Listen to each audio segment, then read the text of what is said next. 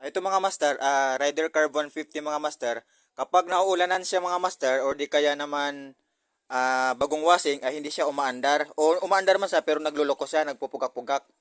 So ito lang pala yung dahilan mga master, itong air cleaner na pinalit ko, kapag ito pala ay nabasa, hindi na siya umaandar or di kaya naman umaandar siya pero nagpupugak-pugak. So ito yung dahilan mga master kapag ang ating motor ay kapag nabasa o di kaya bagong washing ay hindi siya umaandar o di kaya naman pupugak-pugak.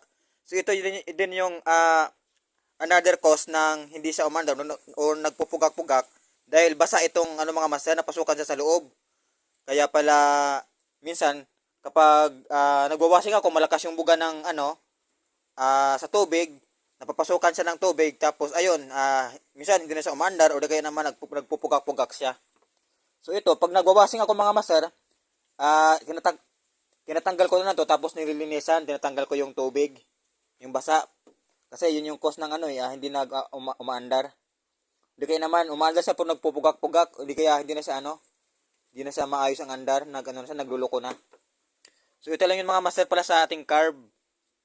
Para to sa mga mga master sa mga motor na carb type na motor. Tapos pagka yun nga kapag umuulan, nababasa, malakas yung washing natin, winawashing natin, tapos ito nababasa.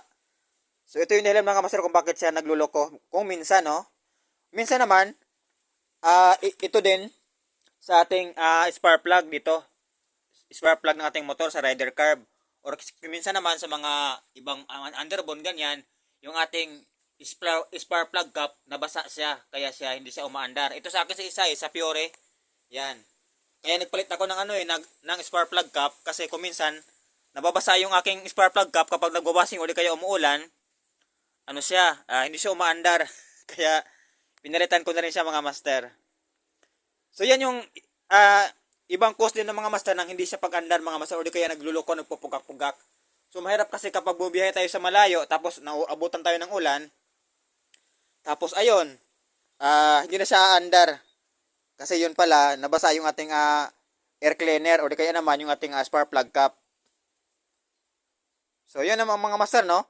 Kung minsan mayroon pa namang ibang dahilan talaga, yung cause talaga, pero yun nga lang, yung maayos pa yung biyahe mo, o di kaya nagpunta tayo sa carwash, okay pa naman yung andar, tapos nung magkatapos natin magcarwash, hindi na siya umaandar.